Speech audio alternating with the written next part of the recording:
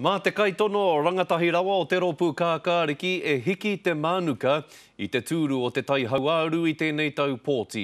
Te kaumāwaru tau noiho a Jack McDonald, a kuia te mea tamariki rawa o ngā kaitono katoa, ka whakataetai I roto I te kōwhiringa pōti o te motu e tū mai nei. He ihu hupe ia ki te ao tō rangapū, engari he ngākau hīkaka tōna mo te ao Māori. Ko Waiau te awa, ko Taranaki Tiwi, ko au te kaitono o te ropu kākāriki I roto I te rohe pōti o te tai hauāru. He tuatahitanga mo te ropu kākāriki ki te whakatū kaitono I te tai hauāru. Kāri Roma Jack McDonald te whakataita I te tūru, kua ono tau e pupuri I te kaiarahi takirua o te Pāti Māori a Tariana Tūria.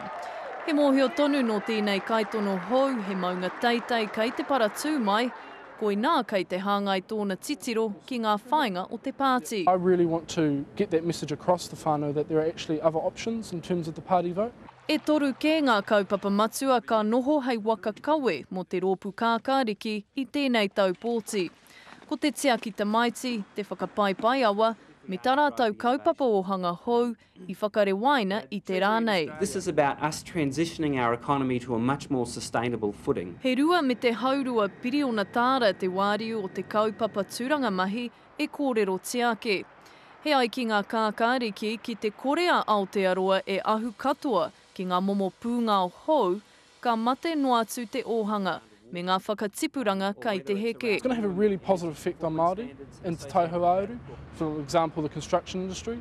We're looking at extending our home insulation scheme. Ko te tuku pūtea mo te rangahau hoki te tahi wāhi, e tārepa ana e ai ki te kaitono hou. We look at investing a lot more in research and development so we can retrofit our nation to survive in what's going to be a carbon neutral world. Nō reira, e rua marama kei te toi mā Jack McDonald, ki te whakatahuri mai ngā kai pōti Māori o te tai hauāuru.